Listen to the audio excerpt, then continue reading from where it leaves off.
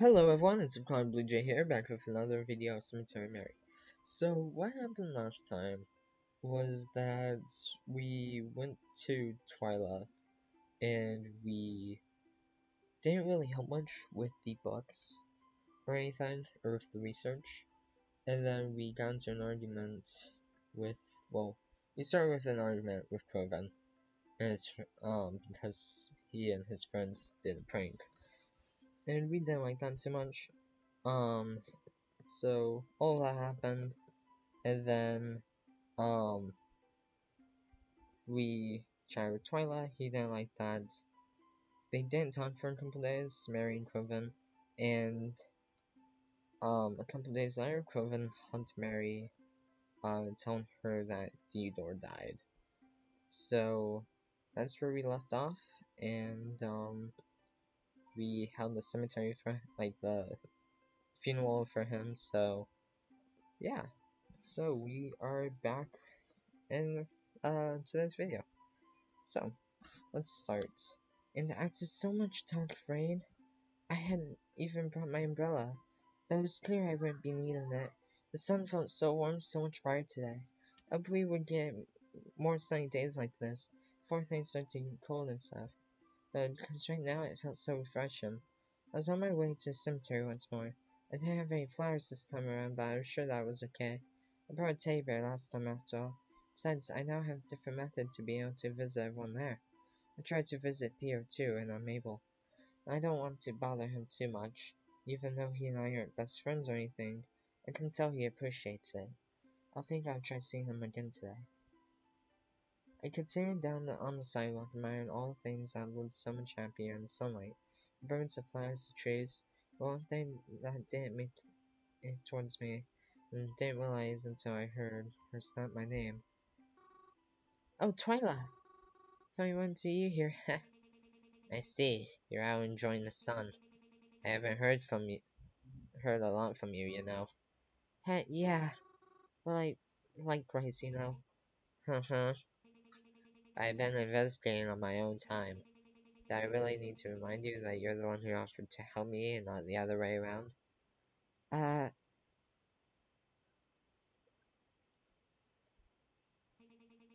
why didn't you message me then? Incompetence is not an excuse. I'm sorry, Twilight. I don't think I can help you anymore. Excuse me? Huh? Not help me anymore? You haven't helped me once. Now you got the gale to back out before you've even started? What's that for, huh? Well, it's just what? Uh, uh, please understand. I'm really sorry, Twilight. I'm just not down for this. You're just helping your library. I couldn't do much. I couldn't possibly drag you or your investigation down. I don't think I would be much help at all. I should have told you earlier. I'm sorry. Do you understand? Oh, I understand.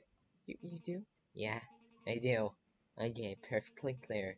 Why bother me helping me catch a threat when it could help fill up that precious cemetery you love so much? Whoa, what? Hold on. That's not true. I'd never risk someone else's life for that. Yeah, I'm sure you wouldn't. Just like I was sure you would help me. I apologize for lashing out so. I'm just running low on patience. You might not know it, but I tolerate a lot of bullshit from a lot of people. But one thing I refuse to tolerate is people who don't keep their promises. So go on then. Went to your little cemetery, Mary.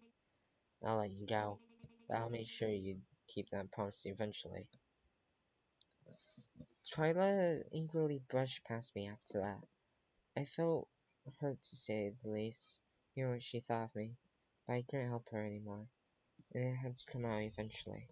At the very least, it was something that I got over with, and I couldn't let it ruin today. I wiped my eyes off my tears and tried to regain my composure, trying to focus on nice things around me as I continued my way. The birds, the flowers, the trees, the birds, the flowers, trees. I couldn't let it get to me.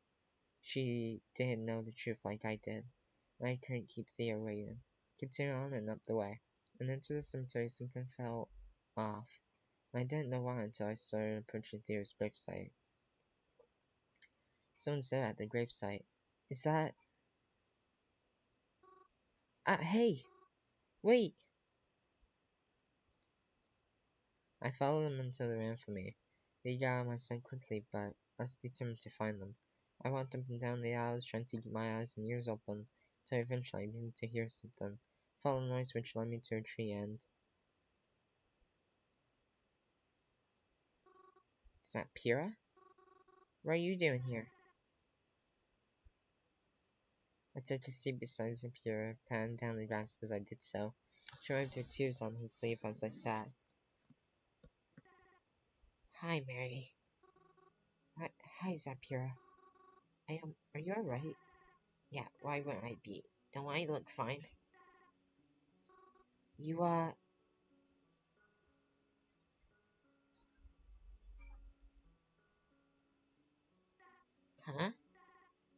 I'm okay. I'm okay. Really, I'm sorry. I was just leaving. Don't worry about it. Zapira, I, I was surprised that you, what? You, you didn't show up to his funeral and all. You couldn't. Why not? You didn't want me in here anymore. And after the last incident, I promised Thea I would respect your boundaries. But I guess I broke that promise anyways, huh? I wanted to leave before you saw me, at least. Sapira,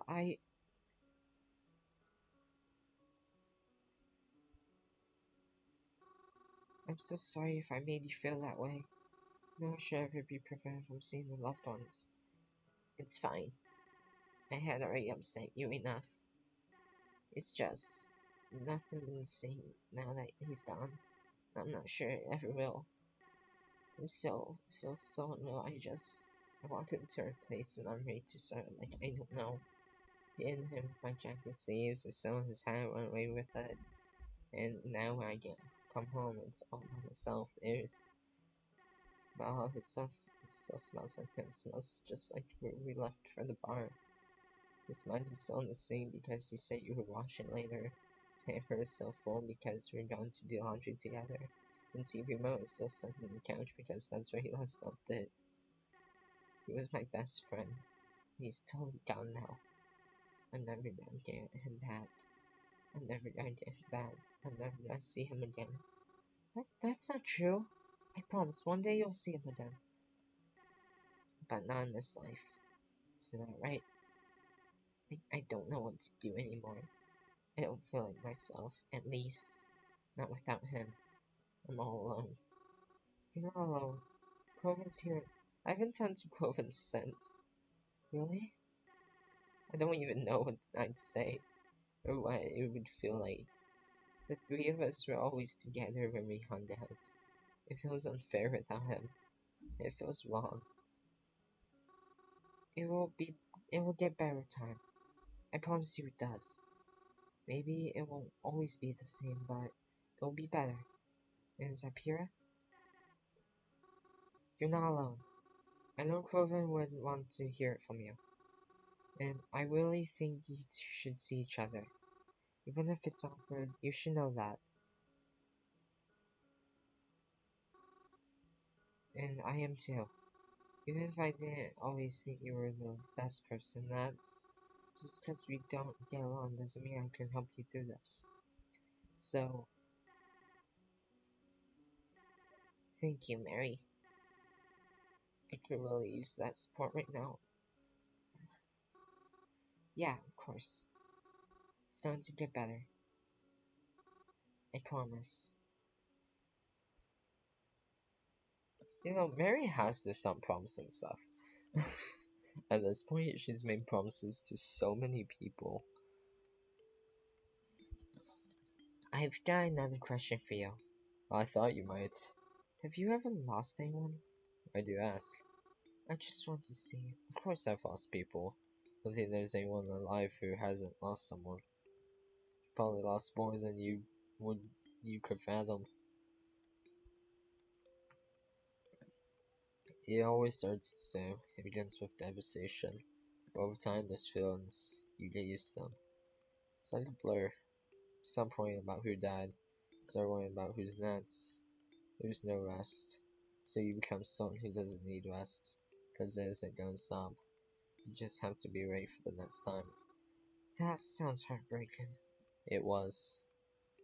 That's why I find it so hard. So that you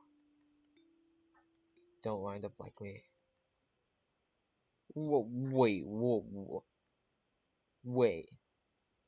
Oh, wait. Wait for a second. For a second. I thought he was a ghost. And, wait. He could be a ghost. He could. I don't know. We'll see. It's been a few days. Despite what happened at the funeral, Crowven hasn't really left his room. Despite I wake up in the mornings, I can hear stomping about his room. And when I return from having left the cabin, I find no evidence that he's left the cabin at all, let alone his room. So used to him going out every day. But now I feel bad if I'm leaving him alone. He spends most of his day holed up in his room, door shut tight. I'll knock on it every now and again to check on him, but there's not much I hear from him outside of that. But today his door is open, and I think I should check on him. His door had been open just a crack, but I opened it just a little more to get a better look inside. He was sitting on top of the sign without even turning to face me. I heard him say, "I know you're there, Mary. Come on in." I stepped inside and took a seat on the end of his bed. He didn't seem to have much of a reaction. It's getting a little late. I'll probably start dinner soon." "Sounds good." "You really shouldn't be smoking inside, you know." "It's a lollipop." "Ah, I see. Um,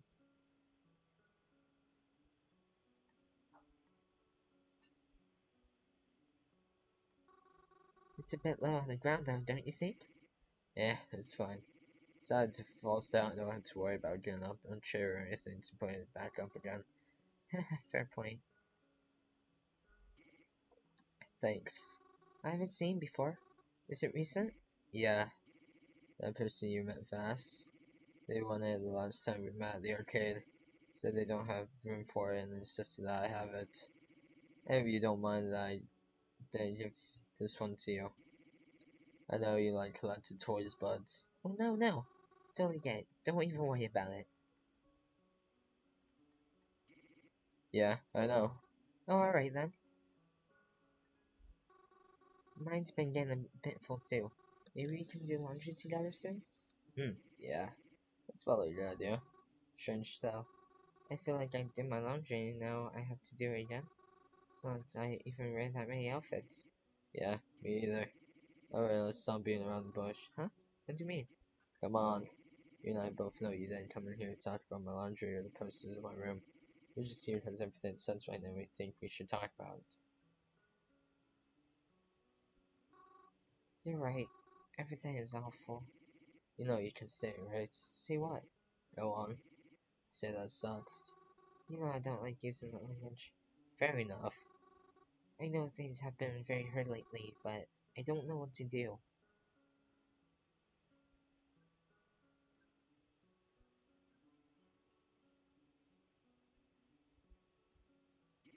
"You don't need to do anything to help.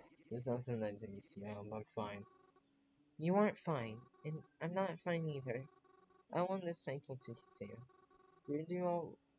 Where all we do is feel miserable again and again. Mary."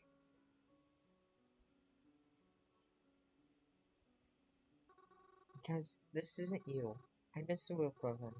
Mr. Corbin who didn't always drink himself to death. And Mr. Corbin who never get mad or always laughed at things that anyone would go ballistic over. And Mr. Corbin who wanted me around. You think I don't miss him too? I don't like feeling like this. It sucks. And how can you keep going on like that?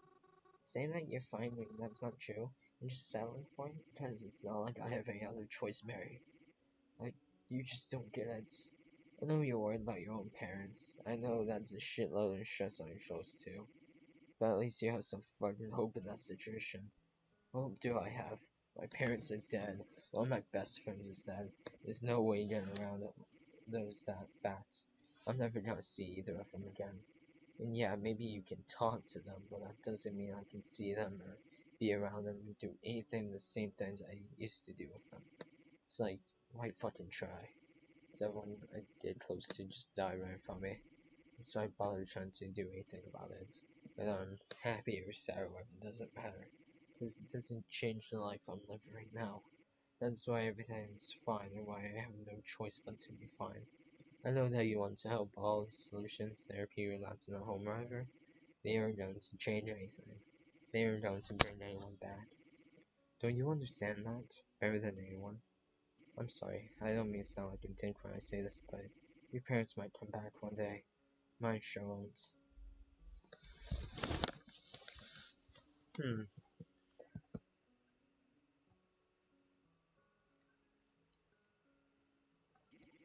I'm not. At least I'm not trying to. I think that's obvious. Even though it might not be apparent to you, I know what I'm doing with my life. I'm definitely not stopping it, and it doesn't feel like how it should. This isn't how things are supposed to be. No one could have predicted this. I could have. I should have told him not to risk going out that night. Should have done a lot of things. It's too late now. I don't know. You should be thinking like that. Then how else should I be thinking? Listen, I know now was the price goal, but if there's one thing I know about is loss. Here we go. Please, crowven. Right. Sorry for cutting you off. Nights in those funerals, I met lots of people who are feeling the same way that you are. They're stricken with grief. It doesn't matter who died, and the way that they express grief isn't always the same. Some people can't help but to some. Others seem to stare in disbelief. Like, if they wake up soon, they'll realize that was just all a terrible dream. Some of them simply walk and talk to everyone around them as if nothing is the matter, but you can tell they'd rather be seeing their loved ones in different circumstances. I don't see these people for very long when I'm there, but I know that all those people have been getting better since that very day. That's why we have funerals. It started the healing process for closure. But despite its name, closure is just the first step. I know that everyone deals with loss differently, but I know that grief won't last forever. And I know that processing doesn't have to be so miserable either. So please, let me try to help you. Maybe if together we can acknowledge and embrace the circumstances right, it'll be easier to get past them. But what if I don't want to? Crowven, move on from it. Your past isn't that the same as forgetting? The reason you go to all those funerals, the reason you visit all those graves, is that because you don't want anyone to be forgotten about? How hypocritical of you. Want to remember strangers but forgetting the ones we care most about. It's not forgetting. Crowven, just because they're gone doesn't mean that we're going to forget them. You're right in what you said. I don't want anyone to feel forgotten about. That's why I visit them. But feeling better about it isn't forgetting. Want to live a happy life isn't forgetting. I mean, do you think your parents would want this for you? That Theo would want this for you? Can't be afraid of what happens when grieving is over. Feeling better doesn't mean you forgot how much you miss them. It just means you won't feel as sad when you remember them. Mary. Yeah? You know I love you, right, Mary? Yes, I know. No, no, you don't. Come here. Grover motioned me over to a lazy headlight gesture that I screwed over to him. Do you know the reason we started staying here?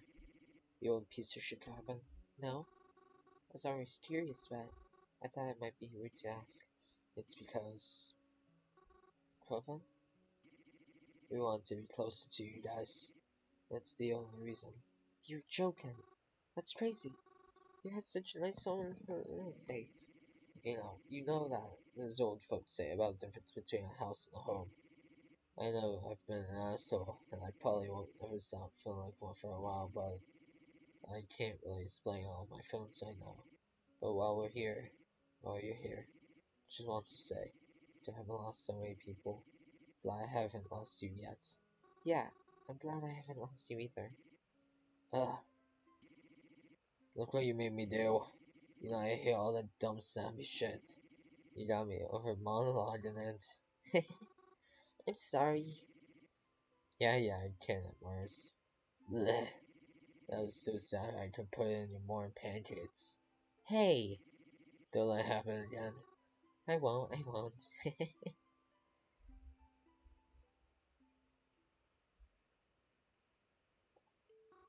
Please, leave my family alone. That is not possible. We're getting better. And if my parents were here, so it'd feel like almost like it did before. I'm afraid I cannot give you the same life you once had. You can assume things will get better after all of this. I can explain it, at least not now. But whether you believe it or not, it will get there. And so will I. This is for you. You will see that soon. Good night, Mary. Good night. Thank you. It's been a few days since then. Provin seems to be doing a little better than usual. He's really her now, trying to try her now. And he's missing his Epurians too. That's nice. Yeah, it's good for them. I'm happy to see them have a nice time together again. I had a nice day myself actually. Sometimes it's nice to just return to Cemetary for a normal day into so much chaos. I made sure I put at least one flower on every grave today. I haven't talked to any of them. I hadn't considered doing it, but like others tell me, it's probably not a good idea to fall asleep in public places, especially if there's a killer on the side, so I would do that today. But that's not what happened, though. Truthfully, I didn't mean to fall asleep, I did. But when I sat up against the mausoleum I have, I just being on the side with you all day, well, I was just so tired. I didn't even realize I fell asleep.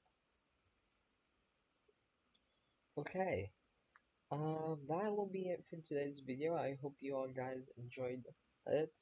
If you liked the video, please click the like button, subscribe, and click the notification bell for future videos. And I will see you in the next video. Have a good day, everyone.